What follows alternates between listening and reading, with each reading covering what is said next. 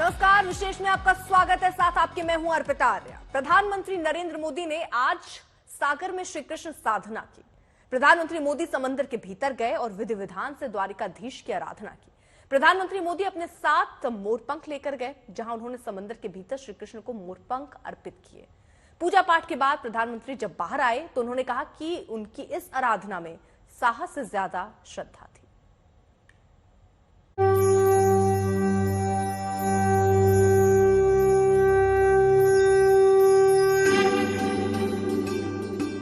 मेरे लिए साहस से ज्यादा श्रद्धा थी। सागर के भीतर ये प्रधानमंत्री नरेंद्र मोदी की कृष्ण साधना है। देखिए कैसे समंदर के अंदर नरेंद्र मोदी श्री कृष्ण की आराधना कर रहे हैं। नरेंद्र मोदी के हाथ में मोर पंख है। वो समंदर के भीतर श्री कृष्ण को मोर पंख अर्पित कर रहे हैं। भगवा वस्त्र पहनकर पीएम मोदी कमर में गमछा बांधे द्वारकाधीश की आराधना करने पहुंचे थे। कहते हैं कि भगवान कृष्ण ने जो द्वारका नगरी बसाई थी वो इसी समंदर में डूब गई थी। इसीलिए समंदर के भीतर जाकर पीएम मोदी ने द्वारकाधीश की अर्चना की। गहरे समुंदर के भीतर जाकर प्राचीन द्वारिका जी के दर्शन किए।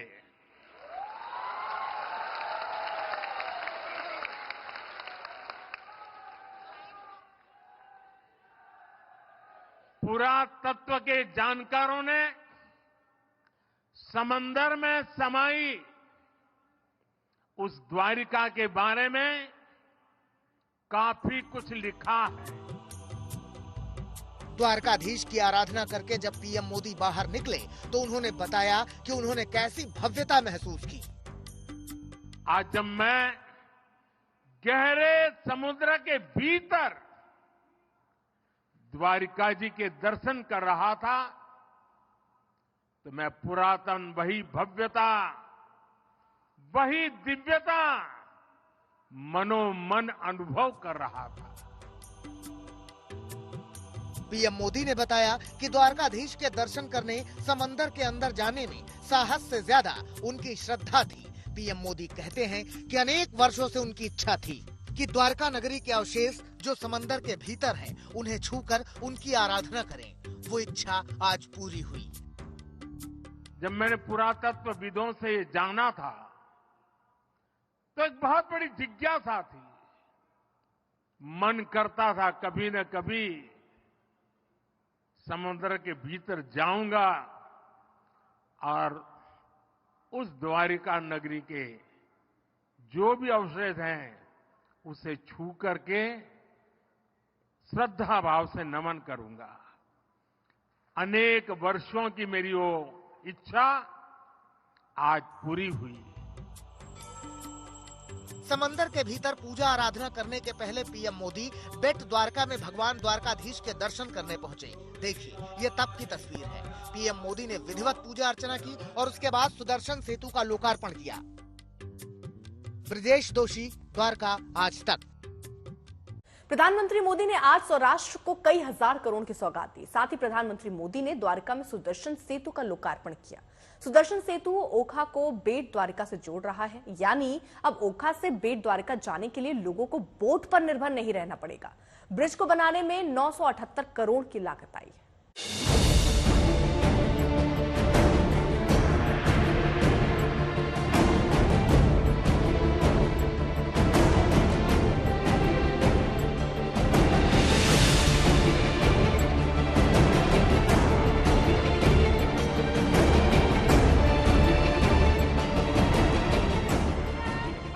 राजकोट में ये मोदी का शक्ति प्रदर्शन है। मोदी का भव्य रोड शो। इस रोड शो से पहले पीएम मोदी द्वारका में थे। पीएम मोदी का यहाँ भव्य स्वागत हुआ। यहाँ अहीर समाज ने पीएम मोदी को सोने का मुकुट पहनाकर उनका स्वागत किया। पीएम मोदी ने यहाँ पूजा पाठ की और उसके बाद सुदर्शन सेतु का लोकार्पण किया।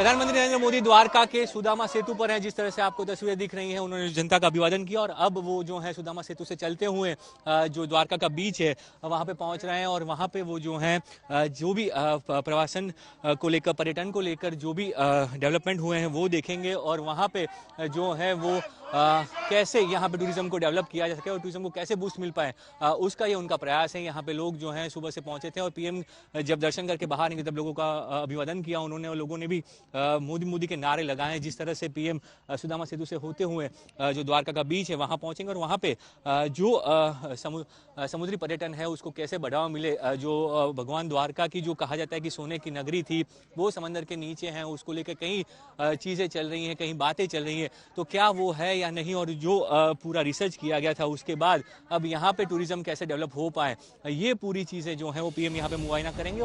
ये सुदर्शन सेतु ओखा को बेट द्वारका से जोड़ेगा। आज मुझे सुदर्शन सेतु के लोकार्पण का भी सौभाग्य मिला है। 6 साल पहले मुझे इस सेतु के शिलान्यास का अवसर मिला था। ये सेतु ओखा को बेट द्वारका द्वीप से जोड़ेगा। ये सेतु द्वारकाधीश के दर्शन भी आसान बनाएगा और यहाँ की दिव्यता को भी 4 चांद लगा देगा।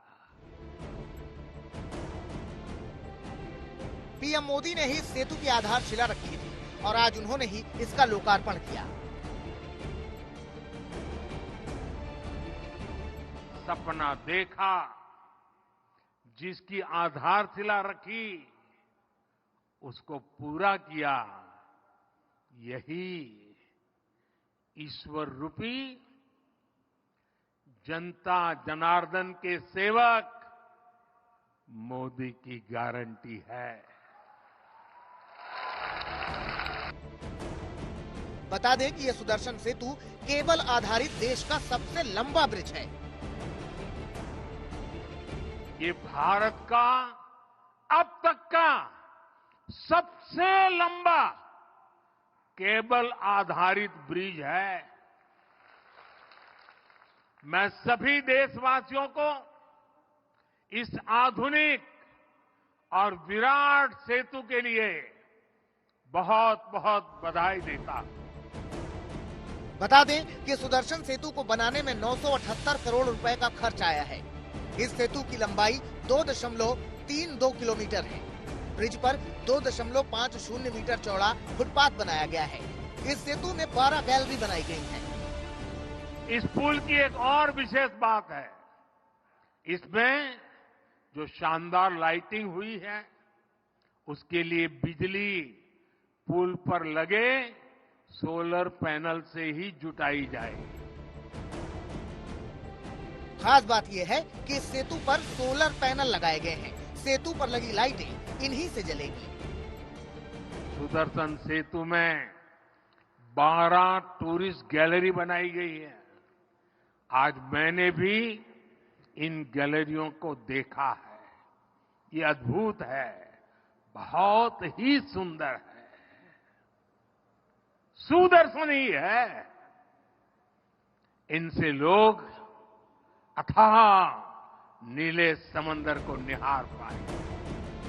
पीएम मोदी ने बताया कि भगवान कृष्ण की कृपा है कि सुदर्शन सेतु का लोकार्पण उनके हाथ लिखा था।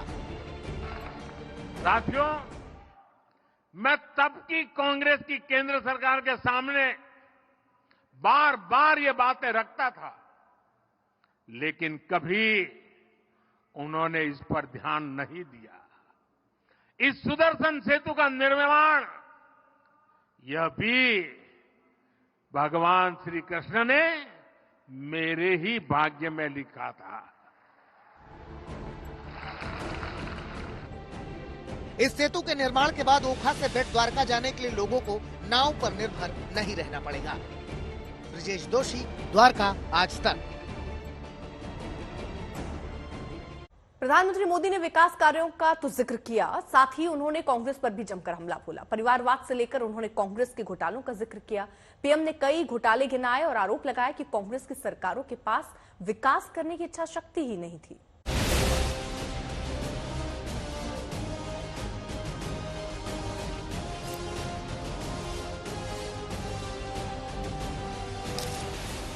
लोकसभा चुनाव से पहले पीएम मोदी ने सौराष्ट्र में 52,250 करोड़ रुपए के विकास कार्यों का लोकार्पण और उद्घाटन किया।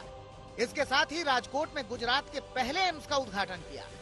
पीएम मोदी ने कांग्रेस पर करारा वार करते हुए एक बार फिर से मोदी की गारंटी वाला नारा दिया। जब मैंने देशवासियों को नए भारत के निर्माण की गारंटी दी थी, तो ये विपक्ष के लोग जो आए दिन मुझे गाली देने के शौकीन है, वो उसकी भी मजाक उड़ाते थे। आज देखिए, लोग नया भारत अपनी आंखों से बनता हुआ देख रहे हैं। सुदर्शन सेतु के निर्माण को लेकर भी कांग्रेस पर पीएम हमलावर रहे। उन्होंने कांग्रेस पर परिवारवाद का आरोप लगाया और करारा वार करते हुए कहा कि पहले की कांग्रेस सरकार में विकास करने की इच्छा शक्ति ही नहीं थी। जिन्होंने लंबे समय तक देश पर शासन किया, उनके पास इच्छा शक्ति नहीं थी। सामान्य जन को सुविधा देने की नीयत और निष्ठा में खोट थी। कांग्रेस की पूरी ताकत एक परिवार को ही आगे बढ़ाने में लगती रही। अगर एक परिवार को ही सब कुछ करना था, तो देश बनाने की याद कैसे आती? अपने विकास कार्यों का बखान करते हुए पीएम मोदी ने कांग्रेस पर तीखी टिप्पणी की। इनकी पूरी शक्ति इसी बात पर लगती थी कि 5 साल सरकार कैसे चलाएं, घोटालों को कैसे दबाएं। तभी तो 2014 से पहले के 10 सालों में भारत को ये सिर्फ 11वें नंबर की इकोनॉमी बना पाए। मौका था, मंच था, इसीलिए मोदी भी पूरी लय में थे। उन्होंने परिवारवाद पर तो कांग्रेस को घेरा ही, साथ ही कांग्रेस के शासनकाल को घोटाले का शासन तक कह दिया। उन्होंने कांग्रेस के दौर में हुए घोटालों की याद दिलाई। जब देश में टेलीकॉम इंफ्रास्ट्रक्चर को बढ़ाने का समय आया, कांग्रेस ने 2G घोटाला कर दिया। जब देश में स्पोर्ट्स इंफ्रास्ट्रक्चर को आधुनिक बनाने का अवसर आया, कांग्रेस ने कॉमनवेल्थ घोटाला कर दिया। जब देश में डिफेंस इंफ्रास्ट्रक्चर को मजबूत करने की बारी आई, कांग्रेस ने हेलीकॉप्टर और सबमरीन घोटाला कर दिया। देश की हर जरूरत के साथ कांग्रेस सिर्फ विश्वासघात ही कर सकती है। घोटाले पर वार करने के बाद पीएम ने बताया कि कैसे घोटालों पर लगाम लगाई गई है। कांग्रेस के समय में जो हजारों करोड़ के घोटाले होते रहते थे, वो सब अब बंद हो चुके हैं।